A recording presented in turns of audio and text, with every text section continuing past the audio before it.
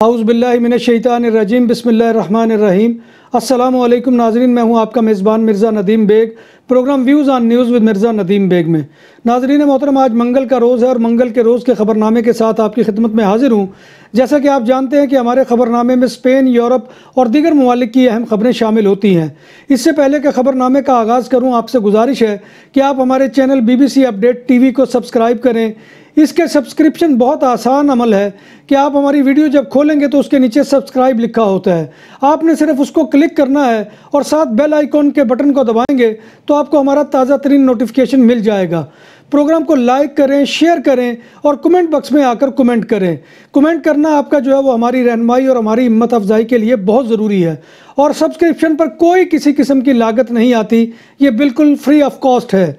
तो आइए अब आज के ख़बरनामे की तरफ आते हैं। सबसे पहली खबर का ताल्लुक जो है वो स्पेन में कोरोना से मुतल्लिक है। यूरोपीय मुल्क स्पेन ने आलमी वबा कोविड-19 के लिए 1,72,00,000 से ज़ायद अफराद के टेस्ट कराए। स्पेन के सूबा कातालूनिया में कोविड की तशख़ीस के लिए 32 लाख से ज़ायद टेस्ट किए गए। इस ज़िम्मन में PCR और एंटीजन टेस्टिंग की गई। स्पेन के बादशाह फिलिपे शशम को क्वारंटीना करना पड़ गया। बादशाह फिलिपे इतवार के रोज़ एक ऐसे शख्स से मिले थे जिसका कोरोना वायरस पॉजिटिव था। शाही महल के ज़राए के मुताबिक बादशाह को हेल्थ कंट्रोल के प्रोसेस से गुजरना पड़ेगा। स्पेन के बादशाह को 10 दिन अलहदगी में रहना होगा और इस अरसे में उनकी तमाम सरकारी सरगर्मियाँ और दौरे मुअत्तल रहेंगे। कोविड-19 की वजह से स्पेन में अमवात की मजमूई तादाद 43,131 से ज़ायद हो गई।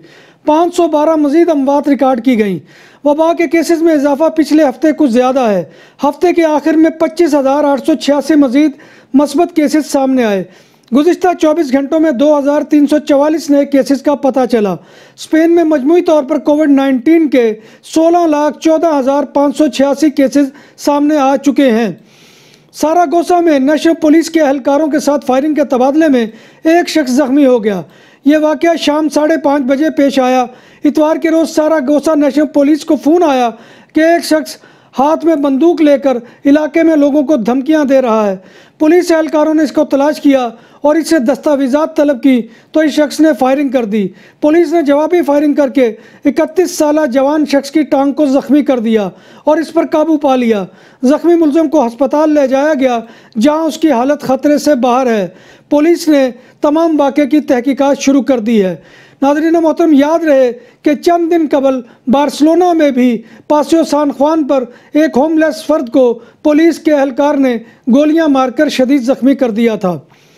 एयरलाइन एसोसिएशन ने स्पेन की हुकूमत पर जोर दिया है कि वो आने वाले सयाहों के ज़िम्मन में PCR टेस्ट की बजाय कोविड-19 मनफी के लिए एंटीजन टेस्ट करवाए, क्योंकि एंटीजन तेज़ और आसान तरीन टेस्ट है। याद रहे कि स्पेन ने 23 नवंबर से कोरोना हाई रिस्क ममालिक से आने वाले मुसाफिरों से मनफी कोरोना टेस्ट रिपोर्ट लाजम की थी और ये 72 घंटे पहले का होना चाहिए।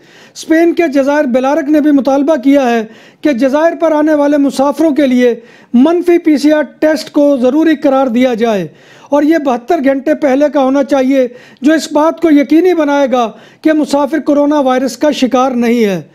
बार्सिलोना के मारूफ शॉपिंग मॉल ला माकिनिस्ता में दुकानदार, मालकान और शॉपकीपर्स ने एहतजाज किया और एहतजाज में शुरका मुजाहिरीन का मुतालबा था कि शॉपिंग मॉल ला माकिनिस्ता को दोबारा खोला जाए। एहतजाज में 200 दुकानदार, मालकान और शॉपकीपर्स ने शिरकत की। रूस ने गैर मुल्कियों को सरमायाकारी के बदले पुरकशिश सहूलियात देने का फैसला किया है। बैनुल-अक़वामी मीडिया की रिपोर्ट के मुताबिक यूरोपीय यूनियन और कैरेबियन ममालिक की तर्ज पर रूस ने भी गैर मुल्की को सरमायाकारी के एवज गोल्डन वीज़ा देने की तजवीज़ दी है। यह तजवीज़ रूस की माशी तरक्की की वजारत की जानिब से दी गई है। वजारत का ख्याल है कि इस तरह की पुरकशिश स्कीम के ज़रिए से मुल्की मईशत मुस्तहकम होगी और नई मुलाजमतें पैदा होगी।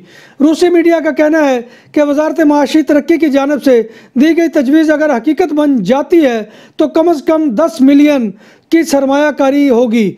रूसी मीडिया के मुताबिक गैर मुल्कियों को मुल्क में सरमायाकारी के लिए 5 शराइत दी गई हैं। किसी एक को भी पूरा करने से वो रूसी शहरी बन सकते हैं। कुवैत ने एशियाई ममालिक से आने वाली घरेलू मुलाजमीन के लिए टिकटों की कीमतों में कमी का ऐलान कर दिया। बैनुल-अक़वामी मीडिया रिपोर्ट के मुताबिक कुवैत ने भारत, श्रीलंका, नेपाल, बांग्लादेश समेत दीगर ममालिक से आने वाले घरेलू मुलाजमीन की टिकटों की कीमतों का तयन कर दिया है। गैर मुल्की मीडिया के मुताबिक टिकट की तयशुदा कीमत भारत से आने वालों के लिए 110 दिनार, श्रीलंका, नेपाल और बांग्लादेश से आने वालों के लिए 145 दिनार और फिलिपाइन से वापस आने वालों के लिए 200 दिनार होगी। इसके साथ हुक्काम ने वाज़ेह किया कि दुबई से वापस आने वाले घरेलू मुलाजमीन 170 दिनार इजाफी अदा करेंगे और इसकी मजमूई कीमत 400 दिनार होगी। बरतानवी वज़ीर-ए-आज़म बोरिस जॉनसन ने माह दिसंबर के पहले हफ्ते में लॉकडाउन को ख़त्म करने का ऐलान किया है और कहा है कि 2 दिसंबर को नेशनल लॉकडाउन ख़त्म हो जाएगा। एक बयान में बोरिस जॉनसन ने कहा कि जिम और दुकानें 2 दिसंबर से खुल जाएंगी। नेशनल लॉकडाउन के खात्मे के बाद रीजनल लॉकडाउन अख्तियार करेंगे। उन्होंने कहा कि जिन जगहों पर वायरस फैलने का खदशा होगा उन्हें बंद करेंगे। मुकामी हकीमतों को मज़ीद इख्तियारात तफवीज़ कर रहे हैं। बरतानिया पहुँचने वाले सियासी पनाह के ख्वाहिशमंद अफराद में से 2000 से ज़ायद अफराद कम उम्री के कवानीन का फ़ायदा उठाने के लिए झूठ बोलते रहे और कवायद में अपनी उम्रों को जानबूझकर कम जाहिर किया गया। 2015 के बाद बरतानिया सियासी पनाह के लिए पहुंचने वाले 3157 बच्चों में से निसफ से ज़्यादा के बारे में झूठे कवायद सामने आए हैं। होम ऑफिस के ताज़ा तरीन अदाद शुमार के मुताबिक 2203 महाजरीन की उम्र 18 साल होने की तस्दीक हुई, जिसके बाद उन्हें बरतानिया में बालिग अफराद के कवानीन का सामना करना पड़ेगा। जंग, दहशतगर्दी या इंसानियत सोच तबाही से बचने के लिए बरतानिया में सियासी पनाह के ख्वाहिशमंद हकीकी मुस्तहकीन के लिए रिहायशी और 25 साल की उम्र तक के लिए माली इमदाद का हक महफूज है। दूसरी तरफ अगर 18 साल से ज़्यादा उम्र के अफराद को सियासी पनाह मिल जाती है तो उन्हें रियासती फ़ंड मिलेंगे। ताहम अक्सरियत को बरतानिया में काम करने का कोई हक हासिल नहीं होगा। ऑक्सफोर्ड यूनिवर्सिटी ने 10 साल में वैक्सीन बनाने का काम सिर्फ तकरीबन 10 माह में कर दिया और इसके बावजूद इसकी डिज़ाइनिंग, टेस्टिंग और मैन्युफैक्चरिंग में किसी किस्म की कोई कमी नहीं छोड़ी गई। ऑक्सफोर्ड ने इस वैक्सीन के इब्तदाई नताइज शाया किए हैं और कहा है कि इसकी वजह से 70% लोगों में कोविड-19 की अलामात ज़ाहिर हुई हैं। न्यूयॉर्क अमेरिका का वो शहर है जो कोरोना वायरस की पहली लहर के दौरान सबसे ज़्यादा मुतासर हुआ था और अब इंकशाफ हुआ है कि कोरोना की पहली लहर के दौरान हलाक होने वाले 600 ज़ायद अफराद की लाशें अभी तक फ्रीज़र ट्रकों में मौजूद हैं। वॉल स्ट्रीट जर्नल की रिपोर्ट के मुताबिक तदफीन के अखराजात और रिश्तेदारों से राब्ते में मुश्किलात के बाद ऐसा हुआ। अब इन लाशों की तदफीन और रिश्तेदारों से राब्ते के लिए शहर के महकमा सेहत के 100 से ज़ायद अफराद की खदमात भी हासिल की गई हैं, मगर मसला हल नहीं हो सका है। अक़वाम मुत्तहिदा के अदारे बैनुल-अक़वामी चिल्ड्रन एमरजेंसी फ़ंड यूनिसेफ ने कहा है कि बहुत बड़े मंसूबे के तहत अगले साल तरक्की पजीर ममालिक को कोरोना वैक्सीन की 2 अरब से के करीब खुराकें पहुँचाई जाएंगी। G20 इजलास में मिलिकल ने वैक्सीन की मियारी कीमतों की फराहमी को बहुत दुरुस्त इक़दाम करार दिया है। जर्मन चांसलर मेर्केल ने कहा कि कोरोना वायरस से बचाव की वैक्सीन की मियारी कीमतों पर दस्तयाबी का मामला आलमी सतह पर इंतहाई सुस्त रवि का शिकार है। बर्लिन से तरक्की याफ्ता ममालिक के ग्रुप G20 की सरबराही इजलास से खिताब में जर्मन चांसलर ने कहा कि अभी तक कोई ऐसा बड़ा मायदा तय नहीं हो सका जिसके ज़रिए गरीब ममालिक के लिए वैक्सीन की फराहमी को यकीनी बनाया जाए। सऊदी अरब ने मुमलिकत के तमाम रहायशियों को कोरोना वैक्सीन मुफ्त देने का ऐलान कर दिया। वजारत सेहत के मुताबिक मुमलिकत में रहने वाले तमाम लोगों को कोरोना वैक्सीन मुफ्त दी जाएगी।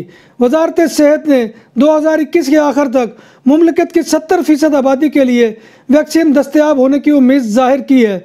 सऊदी अरब में कोरोना वायरस के मरीजों की तादाद 3.5 लाख से ज़ायद है, जबकि अमवात 5000 से ज़ायद है।